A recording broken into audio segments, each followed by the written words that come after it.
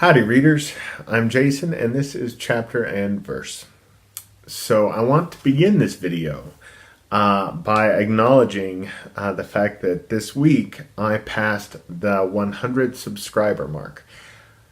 And took 2.5 weeks, something like this. Now I'm going to be honest and I'm going to let you know that I did not expect to pass the 100 subscriber mark, maybe ever, actually. I was just really hoping when I started this channel, I was hoping that a dozen people might want to hear what I had to say about books. And I was hoping that within that dozen people, that there would be maybe 2 or 3 of the booktubers whose channels I really liked subscribing. So the fact that I have 100, I think it's 105 subscribers now in less than 3 weeks is blowing my mind a little bit. And it's just deeply flattering and deeply humbling. So I'm going to get to the purpose of this video, and that is the My Pleasure book tag. So this tag was originally created by Steve Partridge. I will leave a link to his original tag in the box below the video. And I was tagged to do this by Robert at Barter Hordes, and this is the first time anyone has ever tagged me. So thank you, Robert. I love your channel, as you know, and I'm really excited to do this tag. I've been looking forward to it for days now. So without further ado, I'll just jump right in.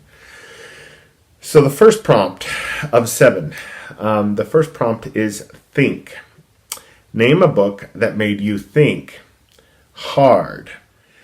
So the book I'm choosing for this first prompt is Pilgrim at Tinker Creek by Annie Dillard. So I have read this 2 or 3 times now. I've taught this book, and there's one passage in particular. So the whole book makes you think hard. But there's one passage in particular that when I read it and I think about it, I can almost feel smoke coming out of my ears. The work that it's making my brain do. So I'm going to read you that passage. All right, so she's just discussing plant life, right? In this area where she is, and then plant life in general. Down at the root end of things, blind growth reaches astonishing proportions. So far as I know, only one real experiment has ever been performed to determine the extent and rate of root growth. And when you read the figures, you see why. I have run into various accounts of this experiment, and the only thing they don't tell you is how many lab assistants were blinded for life. The experimenters studied a single grass plant, winter rye. They let it grow in a greenhouse for 4 months. Then they gingerly spirited away the soil, under microscopes, I imagine, and counted and measured all the roots and root hairs. In 4 months, the plant had set forth 378 miles of roots. That's about 3 miles a day in 14 million distinct roots. This is mighty impressive, but when they get down to the root hairs, I boggle completely. In those same 4 months, the rye plant created 14 billion root hairs, and those little strands placed end to end just about wouldn't quit. In a single cubic inch of soil, the length of the root hairs totaled 6,000 miles. Okay, I'll just leave you with that. Prompt 2. Love. Name a book that broke or mended your heart. And what I chose for this is Donald Hall's collection of poetry, Without. So Donald Hall was married to the poet Jane Kenyon. And these are the poems that he wrote during and in the wake of her death from leukemia. And this is devastating stuff. Really just exquisite, devastating stuff. I read this when I was in college as an undergrad. And I still remember. I mean, I still remember sitting there on my bed reading this book of poetry. And this is the only book of poetry I've ever actually read from beginning to end. Usually I just kind of flip around in books of poetry. And yeah, and I was crying so hard I had to stop reading. I couldn't see the pages. So if you're a fan of poetry, and if you're also a reader who's keen to explore how writers and just people in general deal with grief, Donald Hall's Without is a book you should definitely pick up. So prompt 3, eat. Name a book that nourishes you. So I'm not going to name a book. I'm going to name a poem. Actually. And that poem is arguably my favorite poem, and it's by Anne Sexton. And it is her poem, I Remember.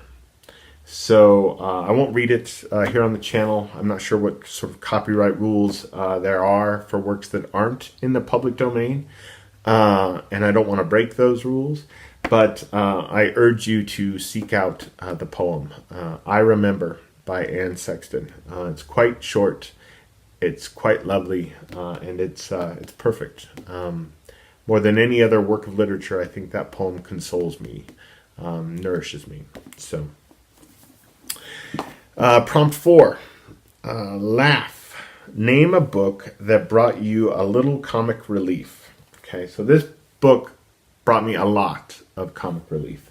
I was working at the Oil and Gas Commission at the time as an office temp. And it felt a little bit at times like I was a character in All the Names by Jose Saramago, or maybe in a Kafka piece, or maybe a character in Terry Gilliam's Brazil. It's monotonous and mind-numbing.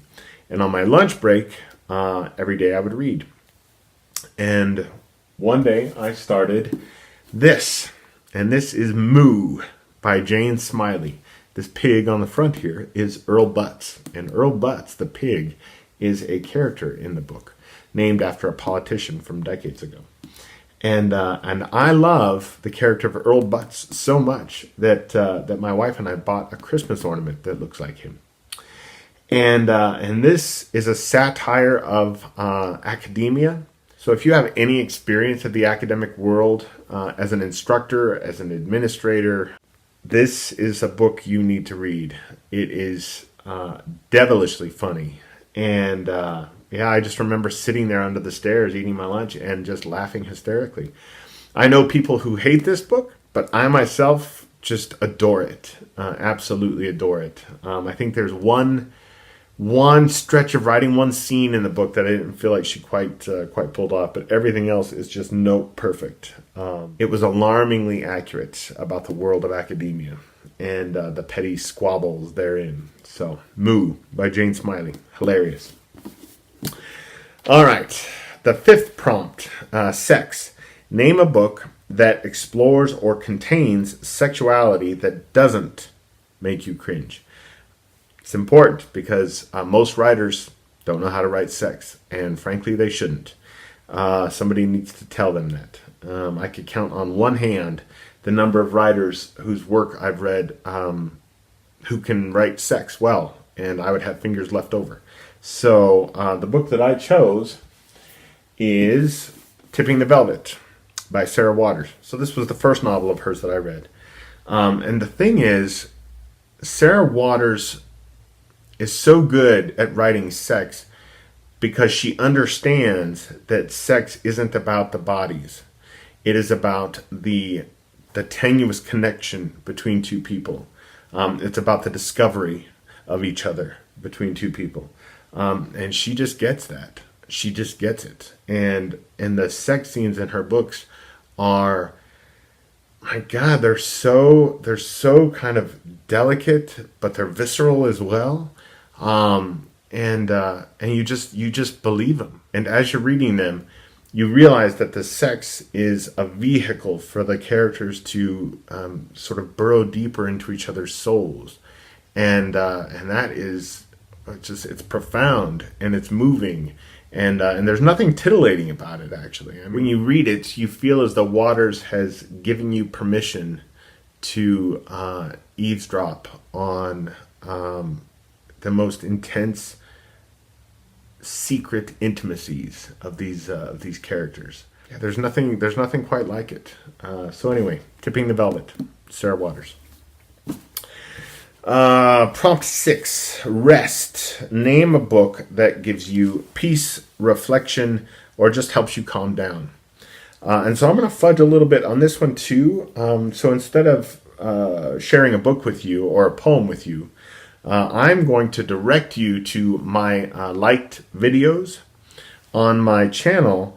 And there you'll find 2 or 3 videos of the poet Christian Wyman, either reading from his own work or discussing religion and literature on PBS. Christian Wyman is my favorite living poet, and he also just has this extraordinarily soothing, reassuring voice. And I could listen to him just discuss his work and his ideas all day long, every day. So it's really the only thing in the kind of literary realm, I think, that actually does calm me down. I mean, if you were to measure my heart rate while I was listening to Christian Wyman read or speak, my heart rate would likely drop, I would think. So anyway, go seek out those videos, Christian Wyman.